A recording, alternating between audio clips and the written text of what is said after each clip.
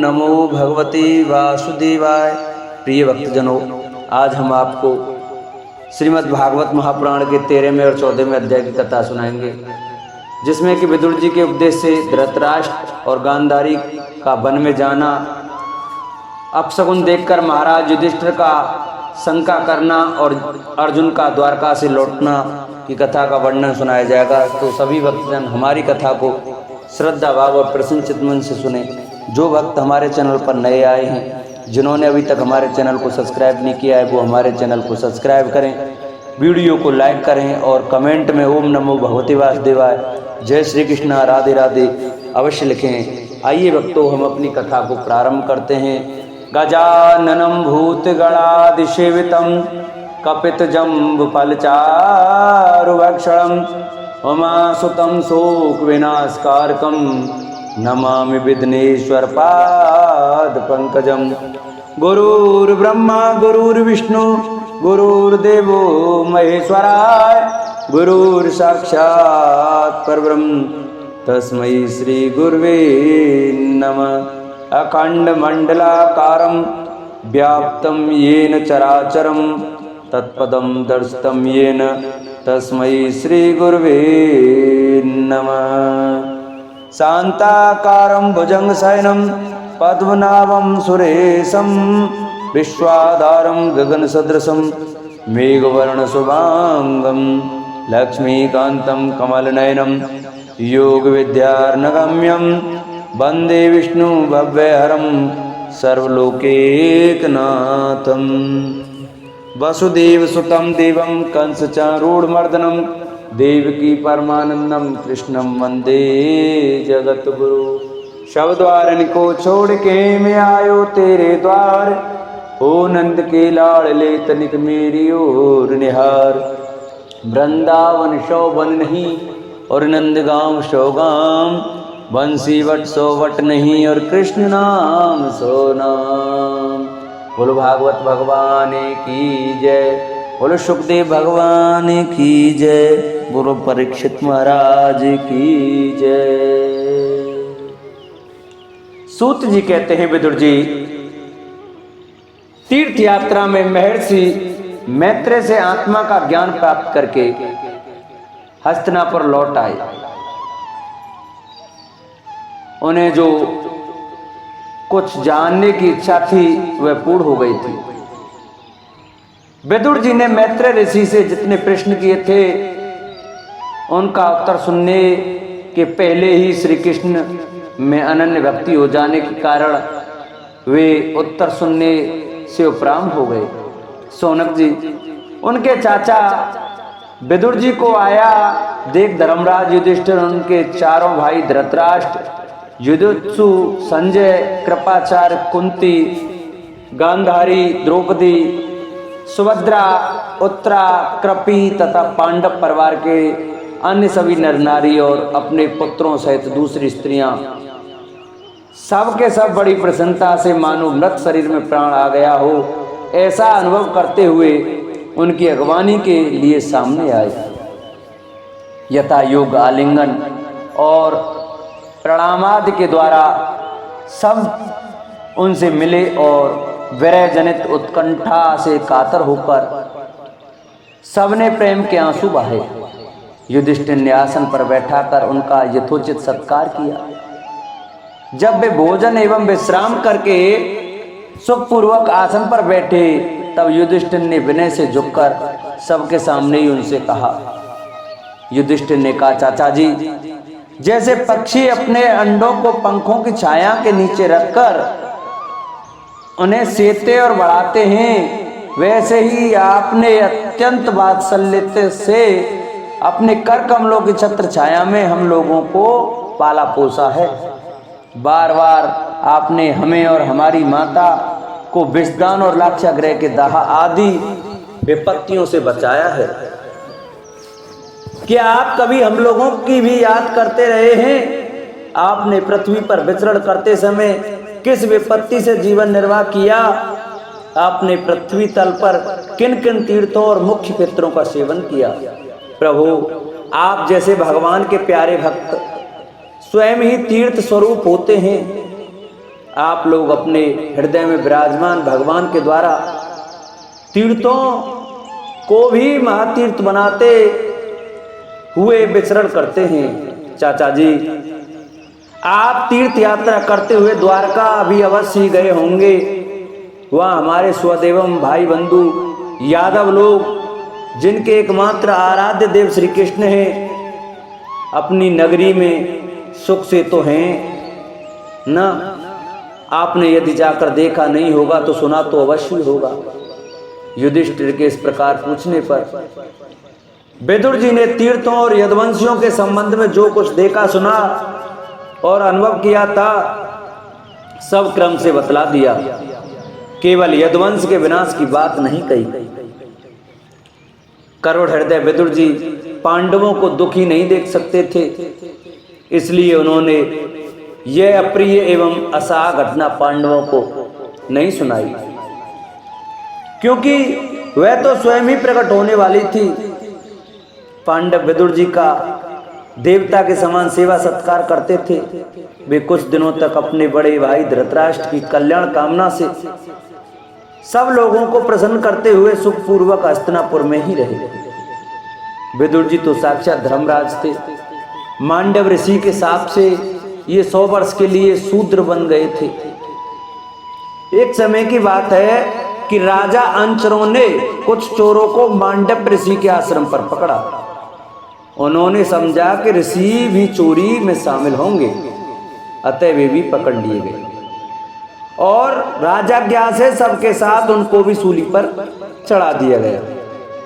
राजा को यह पता लगते ही कि ये महात्मा हैं, ऋषि को सूली से उतरवा दिया और हाथ जोड़कर उनसे अपना अपराध क्षमा करवाया। मांडव जी ने यमराज के पास जाकर पूछा, मुझे किस पाप के फलस्वरूप यह दंड मिला? यमराज ने बताया कि आपने लड़कपन में एक टिड्डी को उसकी नोक से छेद दिया था, इसलिए ऐसा हुआ। इस पर मुनि ने कहा, मैंने अज्ञानवश ऐसा किया होगा।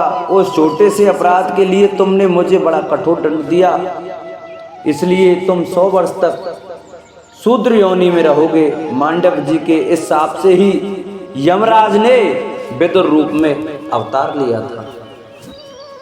इतने दिनों तक यमराज के पद पर अर्यामा थे और वहीं पापियों को उचित दंड देते थे।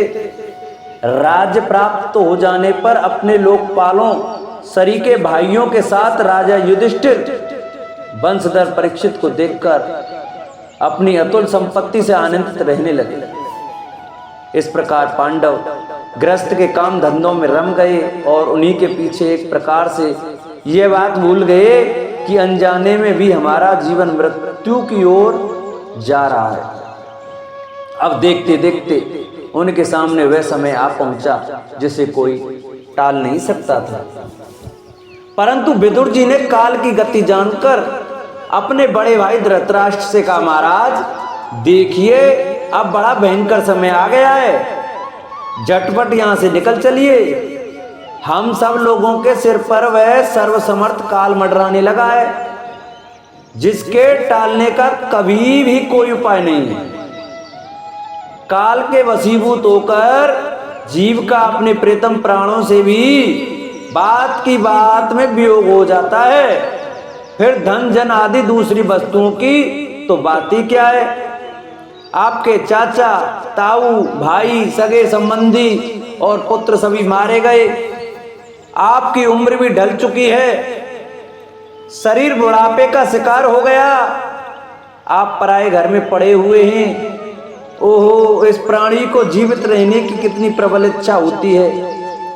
इसी के कारण तो आप भीम का दिया हुआ टुकड़ा खाकर कुत्ते का सा जीवन बिता रहे हैं, जिनको आपने आग में डालने की चेष्टा की, विष देकर मार डालना चाहा, भरी सभा में जिनकी विवाहिता पत्नी को अपमानित किया, जिनकी भूमि और धन छीन लिए, उन्हीं के अन्न से पले हुए प्राणों को रखने में क्या गौरव है?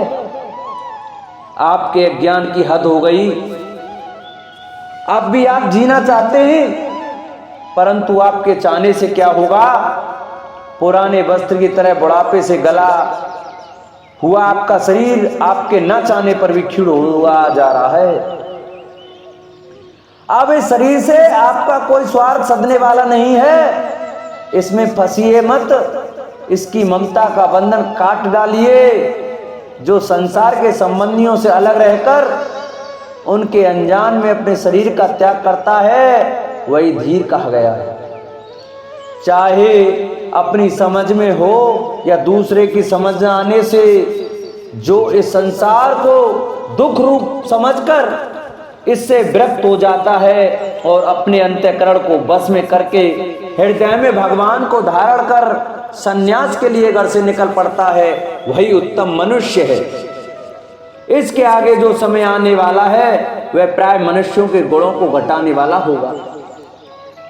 इसलिए आप अपने कुटुंबियों से छिपकर उत्तराखंड में चले जाइए। जब छोटे भाई विदुर ने अंधे राजा धृतराष्ट्र को इस प्रकार समझाया तब उनकी प्रज्ञा के नेत्र खुल गए। वे भाई बंधुओं के सुदृढ़ स्नेह पासों को काटकर अपने छोटे भाई विदुर के दिखलाए हुए मार्ग से निकल पड़े।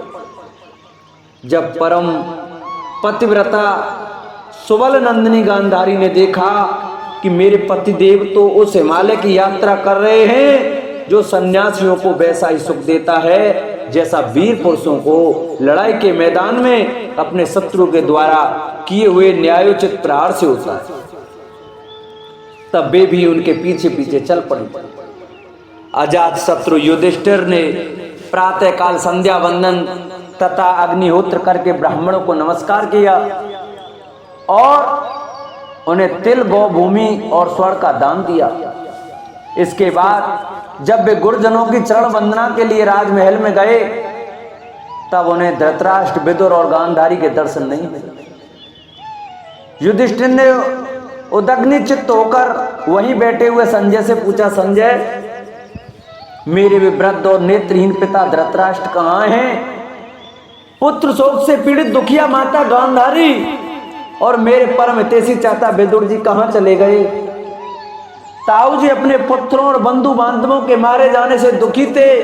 मैं बड़ा मंद बुद्धि हूँ, कहीं मुझसे किसी अपराध की आशंका करके वे माता गांधारी सहित गंगा जी में तो नहीं कूद पड़े। जब हमारे पिता पांडु की मृत्यु हो गई थी और हम लोग नन्हे नन्हे बच्चे थे तब इन्हीं चाचा उन्हें बड़े बड़े दुखों से हमें बचाया था। वे हम पर बड़ा ही प्रेम करते थे। हाय, वे यहाँ से कहाँ चले गए? सूत जी कहते हैं, संजय अपने स्वामी धृतराष्ट्र को न पाकर कृपा और स्नेह की विकलता से अत्यंत पीड़ित और विरहातुर हो रहे थे। वे युधिष्ठिर को कुछ उत्तर न दे सके। फिर धीरे धीरे बुद्धि के द्वारा उन्होंने अपने चित्त को स्थिर किया, हाथों से आंखों के आंसू पोंछे और अपने स्वामी धृतराष्ट्र के चरणों का स्मरण करते हुए युधिष्ठिर से कहा। संजय बोले, हे कुलनंदन, मुझे आपके दोनों चाचा गांधारी के संकल्प का कुछ भी पता नहीं है। माँ बाबू, मुझे तो उन महात्माओं ने ठग लिया। संजय इस प्रकार कह ही रहे थे कि तुम्बरू के साथ देवर्षि नारद जी वहां आ पहुंचे। महाराज युधिष्ठिर ने भाइयों सहित उठकर उन्हें प्रणाम किया और उनका सम्मान करते हुए बोले। युधिष्ठिर ने कहा, भगवान, मुझे अपने दोनों चाचाओं का पता नहीं लग रहा है। न जाने वे दोनों और पुत्र शोक से व्याकुल तपस्विनी माता गांधारी यहाँ से कहाँ चले गए। भगवान, अपार समुद्र में कर्णधार के समान आप ही हमारे पारदर्शक हैं। तब भगवान के परम भक्त भगवान में देवर्षि नारद ने कहा, धर्मराज, तुम किसी के लिए शोक मत करो, क्योंकि यह सारा जगत ईश्वर के वश में है। सारे लोग और लोकपाल विवश होकर ईश्वर की ही आज्ञा का पालन कर रहे हैं। वही एक प्राणी को दूसरे से मिलाता है और वहीं उन्हें अलग करता है। जैसे बैल बड़ी रस्सी में बंधे और छोटे रस्सी से नथे रहकर अपने स्वामी का भार ढोते हैं, उसी प्रकार मनुष्य भी वर्णाश्रम आदि अनेक प्रकार के नामों से वेद रूप रस्सी से बनकर ईश्वर की ही आज्ञा का अनुसरण करते हैं। जैसे संसार में खिलाड़ी की इच्छा से ही खिलौने का संयोग और वियोग होता है, वैसे ही भगवान की इच्छा से ही मनुष्य का मिलना विछड़ना होता है। तुम लोगों को जीवन रूप से नित्य मानो या देह रूप से अनित्य, अथवा जड़ रूप से अनित्य और चेतन रूप से नित्य, अथवा शुद्ध ब्रह्म रूप में नित्य अनित्य कुछ भी न मानो। किसी भी अवस्था में मोहजन्य आसक्ति के अतिरिक्त वे शोक करने योग्य नहीं है। इसलिए धर्मराज, वे दीन दुखी चाचा चाची असहाय अवस्था में मेरे बिना कैसे रहेंगे? इस अज्ञान जन्य मन की विकलता को छोड़ दो। ये पांच भौतिक शरीर काल, कर्म और गुणों के वश में है। अजगर के मुंह में पड़े हुए पुरुष के समान ये पराधीन शरीर दूसरों की रक्षा ही क्या कर सकता है?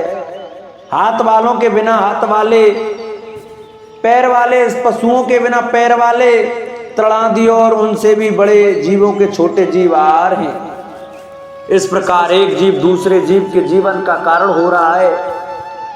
इन समस्त रूपों में जीवों के बाहर और भीतर वही एक स्वयं प्रकाश भगवान, जो संपूर्ण आत्माओं के आत्मा हैं, माया के द्वारा अनेकों प्रकार से प्रकट हो रहे हैं। तुम केवल उन्हीं को देखो। महाराज, समस्त प्राणियों को जीवन दान देने वाले वे ही भगवान इस समय इस पृथ्वी तल पर देवद्रोहियों का नाश करने के लिए काल रूप में अवतीर्ण हुए हैं। अब वे देवताओं का कार्य पूरा कर चुके हैं। थोड़ा सा काम और शेष है, उसी के लिए वे रुके हुए हैं। जब तक वे प्रभु यहां हैं तब तक तुम लोग भी उनकी प्रतीक्षा करते रहो। धर्मराज, हिमालय के दक्षिण भाग में जहां सप्तऋषियों की प्रसन्नता के लिए गंगा जी ने अलग अलग 7 धाराओं के रूप में अपने को 7 भागों में विभक्त कर दिया है, जिसे सप्त स्रोत कहते हैं, वहीं ऋषियों के आश्रम पर धृतराष्ट्र अपनी पत्नी गांधारी और विदुर के साथ गए। वहां वे त्रिकाल स्नान और विधि पूर्वक अग्निहोत्र करते हैं।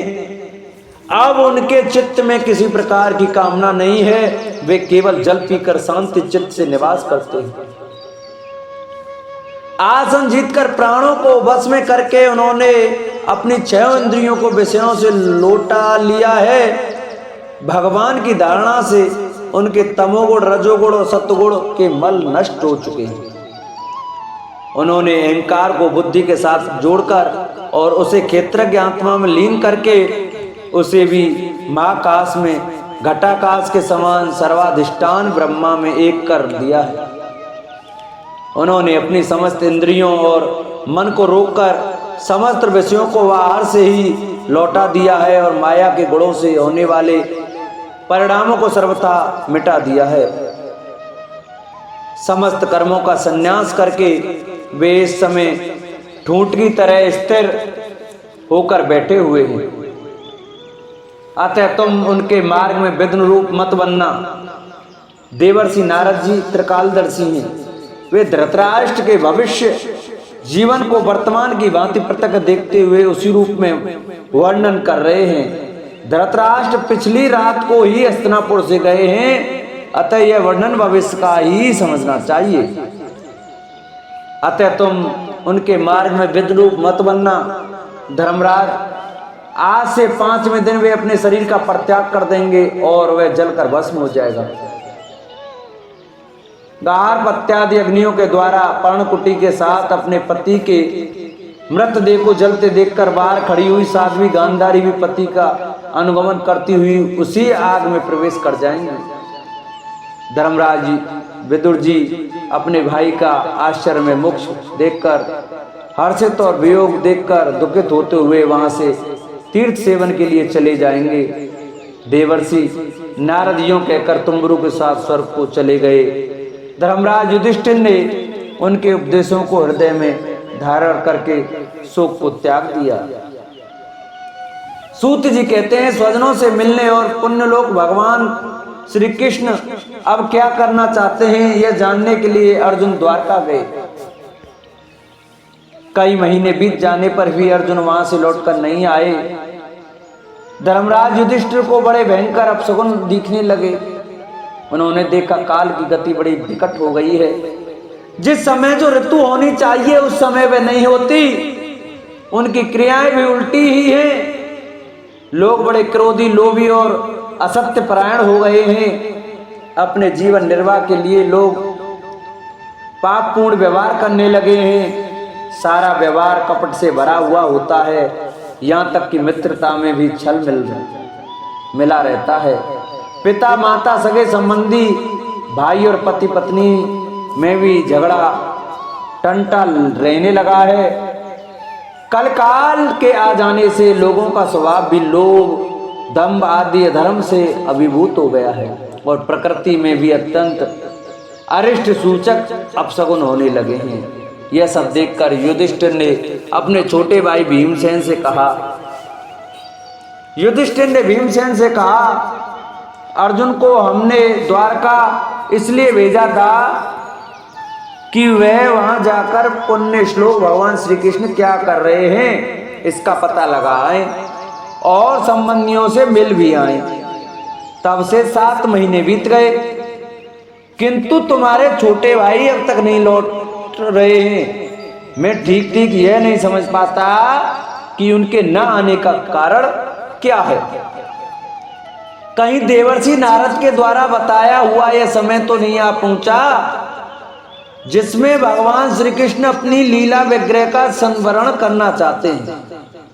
उन्हीं भगवान की कृपा से हमें यह संपत्ति, राज्य, स्त्री, प्राण, कुल, संतान, शत्रुओं पर विजय और स्वर्ग आदि लोकों का अधिकार प्राप्त हुआ। भीमसेन, तुम तो मनुष्यों में व्याघ्र के समान बलवान हो। देखो तो सही, आकाश में उल्कापात आदि, पृथ्वी में भूकंप आदि और शरीर में रोग आदि कितने भयंकर अपशगुन हो रहे हैं। इनसे एक बात की सूचना मिलती है कि शीघ्र ही हमारी बुद्धि को मोह में डालने वाला कोई उत्पात होने वाला है। प्यारे भीमसेन, मेरी बाईं जांघ, आंख और भुजा बार बार फड़क रही हैं। हृदय जोर से धड़क रहा है। अवश्य बहुत जल्दी कोई अनिष्ट होने वाला है। देखो, यह स्यारिन उदय होते हुए सूर्य की ओर मुंह करके रो रही है। अरे उसके मुंह से तो आग भी निकल रही है।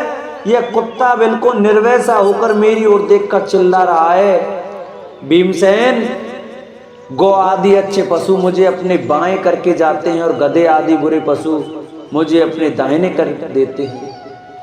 मेरे घोड़े आदि वाहन मुझे रोते हुए दिखाई देते हैं। ये मृत्यु का दूत पेड़ुकी उल्लू, उसका प्रतिपक्षी कौवा रात को अपने कर्ण कठोर शब्दों में मेरे मन को कपाते हुए विश्व को सूना कर देना चाहता है। दिशाएं धुंधली हो गई हैं। सूर्य और चंद्रमा के चारों ओर बार बार मंडल बैठते हैं। यह पृथ्वी पहाड़ों के साथ कांप उठती है। बादल बड़े जोर जोर से गरजते हैं और जहां तहां बिजली भी गिरती ही रहती है। शरीर को छेदने वाली एवं धूल वर्षा से अहंकार फैलाने वाली आंधी चलने लगी है। बादल बड़ा डरावना दृश्य उपस्थित करके सब ओर खून बरसाते हैं। देखो, सूर्य की प्रभा मंद पड़ गई। आकाश में ग्रह परस्पर टकराए करते हैं। भूतों की घनी भीड़ में पृथ्वी और अंतरिक्ष में आग सी लगी हुई है। नदी, नद, तालाब और लोगों के मन क्षुब्ध हो रहे हैं। घी से आग नहीं जलती, यह भयंकर काल ना जाने क्या करेगा। बछड़े दूध नहीं पीते, गौएं दुहने नहीं देती। गौशालाओं में गौएं आंसू बहा बहा कर रो रही हैं। बैल भी उदास हो रहे हैं। देवताओं की मूर्तियां रोस ही रही हैं। उनमें से पसीना चूने लगता है और वे हिलती डोलती भी हैं। भाई, ये देश, गांव, शहर, बगीचे, खाने और आश्रम श्रीहीन और आनंद रहित हो गए हैं। पता नहीं है हमारे किस दुख की सूचना दे रहे हैं। इन बड़े उत्पातों को देखकर मैं तो ऐसा समझता हूं कि निश्चय ही है भाग्यहीना भूमि भगवान के उन चरण कमलों से, जिनका सौंदर्य तथा जिनके ध्वजा वज्र अंकुशादि विलक्षण चिन्ह और किसी में भी कहीं भी नहीं है, रहित हो गई है। शौनक जी, राजा युधिष्ठिर ने भयंकर उत्पातों को देखकर मन ही मन चिंतित होते रहे थे कि द्वारका से लौटकर अर्जुन आए। युधिष्ठिर ने देखा अर्जुन इतने आतुर से हो रहे हैं जितने पहले कभी नहीं देखे गए थे। लटका हुआ है, कमल सरी के नेत्रों से आंसू बह रहे हैं और शरीर में बिल्कुल कांति नहीं है। उनको इस रूप में अपने चरणों में पड़ा देखकर युधिष्ठिर घबरा गए। देवर्षि नारद की बातें याद करके उन्होंने स्वदों के सामने ही अर्जुन से पूछा। युधिष्ठिर ने कहा, भाई, द्वारकापुरी में हमारे स्वजन संबंधी मधुभोज, दर्शा, आहार, सात्वत, अंधक और वृष्णवंशी यादव कुशल से तो हैं। हमारे माननीय नाना सूरसेन जी प्रसन्न हैं। अपने छोटे भाई सहित मामा वसुदेव जी तो कुशल पूर्वक हैं। उनकी पत्नियां हमारी मामी देवकी आदि सातों बहनें अपने पुत्रों और बहुओं के साथ आनंद से तो हैं। जिनका पुत्र कंस बड़ा ही दुष्ट था, वे राजा उग्रसेन अपने छोटे भाई देवक के साथ जीवित तो है ना। रदिक उनके पुत्र कृतवर्मा, अक्रूर, जयंत, गद, सारण तथा शत्रुजित आदि यादव वीर सकुशल है ना। यादवों के प्रभु बलराम जी तो आनंद से हैं। वृष्णवंश के सर्वश्रेष्ठ महारथी प्रद्युम्न सुख से तो हैं। युद्ध में बड़ी फुर्ती दिखाने वाले भगवान अनिरुद्ध आनंद से है ना। सुषेण, चाण, देशण, जामवती, नंदन, सांब और अपने पुत्रों के सहित ऋषभ आदि भगवान श्री कृष्ण के अन्य सब पुत्र भी प्रसन्न है ना। भगवान श्री कृष्ण के सेवक ऋतुदेव, उद्धव आदि और दूसरे सुनंद, नंद आदि प्रधान यदुवंशी जो भगवान श्री कृष्ण और बलराम के बाहुबल से सुरक्षित हैं, सब के सब सकुशल हैं ना। हमसे अत्यंत प्रेम करने वाले वे लोग कभी हमारा कुशल मंगल पूछते हैं। भक्त वत्सल ब्राह्मण भक्त भगवान श्री कृष्ण अपने स्वजनों के साथ द्वारका की सुधर्मा सभा में सुखपूर्वक विराजते हैं ना। वे आदि पुरुष बलराम जी के साथ संसार के परम मंगल, परम कल्याण और उन्नति के लिए यदुवंश रूप क्षीर सागर में विराजमान हैं। उन्हीं के बाहुबल से सुरक्षित द्वारकापुरी में यदुवंशी लोग हमारे संसार के द्वारा सम्मानित होकर बड़े आनंद से विष्णु भगवान के पार्षदों के समान विहार कर रहे हैं। सत्यभामा आदि 16,000 रानियां प्रधान रूप से उनके चरण कमलों की सेवा में ही रत रहकर उनके द्वारा युद्ध में इंद्रादि देवताओं को भी हराकर इंद्राणी के भोग योग्य तथा उन्हीं की अविष्ट पारिजात आदि वस्तुओं का भोग करती हैं। यदुवंशी वीर श्री कृष्ण बाहुदंड के प्रभाव से सुरक्षित रहकर निर्भय रहते हैं और बलपूर्वक लाई हुई बड़े बड़े देवताओं के बैठने योग्य सुधर्मा सभा को अपने चरणों में आक्रांत करते हैं। भाई अर्जुन, यह भी बताओ कि तुम स्वयं तो कुशल से हो ना। मुझे तुम श्रीहीन से दिख रहे हो। वहां बहुत दिनों तक रहे, कहीं तुम्हारे सम्मान में तो किसी प्रकार की कमी नहीं हुई। किसी ने तुम्हारा अपमान तो नहीं कर दिया। कहीं किसी ने दुर्भाग्यपूर्ण अमंगल शब्द आदि के द्वारा तुम्हारा चित्त तो नहीं दुखाया। अथवा किसी आशा से तुम्हारे पास आए हुए याचकों को उनकी मांगी हुई वस्तु अथवा अपनी ओर से कुछ देने की प्रतिज्ञा करके भी तुम नहीं दे सके। तुम सदा शरणागतों की रक्षा करते आए हो। कहीं किसी भी ब्राह्मण बालक, गौ, बूढ़े, रोगी, अबला अथवा अन्य किसी प्राणी का जो तुम्हारी शरण में आया हो तुमने त्याग तो नहीं कर दिया। कहीं तुमने अगम्या स्त्री से समागम तो नहीं किया अथवा गमन करने योग्य स्त्री के साथ असत्कार पूर्वक समागम तो नहीं किया। कहीं मार्ग में अपने से छोटे अथवा बराबरी बालों से हार तो नहीं गए। अथवा भोजन कराने योग्य बालक और बूढ़ों को छोड़कर तुमने अकेले ही तो भोजन नहीं कर लिया। मेरा विश्वास है कि तुमने ऐसा कोई निंदित काम तो नहीं किया होगा जो तुम्हारे योग्य ना हो ना हो। अपने परम प्रियतम अभिनंदन अभिन्न हृदय परम स्वाद भगवान श्री कृष्ण से तुम रहित हो गए हो। इसी से अपने को शून्य मान रहे हो। इसके सिवा दूसरा कोई कारण नहीं हो सकता जिससे तुमको इतनी मानसिक पीड़ा हो। इस प्रकार श्रीमद् भागवत महापुराण की कथा के आज की कथा को हम यहीं विश्राम देते हैं। कल हम आपको कृष्ण विरह व्यतीत पांडवों का परीक्षित को राज्य देकर स्वर्ग से दाने की कथा का वर्णन सुनाएंगे। तो सभी भक्तजन हमारी कथा को प्रतिदिन श्रद्धा भाव से सुने, क्योंकि श्रीमद् भागवत महापुराण की कथा बहुत ही भाग्य से सुनने को मिलती है।